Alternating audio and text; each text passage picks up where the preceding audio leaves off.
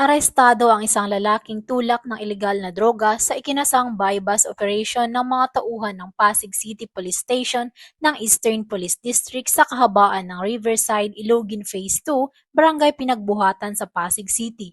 Kinilala ng pulisya ang naarestong suspek na si alias Jawo, 29 anyos na residente rin ng nabanggit na barangay. Nagresulta ang operasyon ng Pasig PNP sa pagkakasabat ng 3 pakete ng shabu na may malaking halaga kasama ang mga perang ginamit sa transaksyon. Kaya naman, nahaharap si alias Jawo sa kasong paglabag sa Section 5 at 11 Article 2 ng Republic Act 9165 o mas kilala bilang Comprehensive Dangerous Drugs Act of 2002 na kasalukuyan ding nakakulong sa custodial facility ng naturang istasyon. Mula dito sa Metro Manila, ako ang iyong PNN correspondent, Patroluman Mika May Bahiwag, alagad ng batas, taga-taguyod ng Balitang Pulis.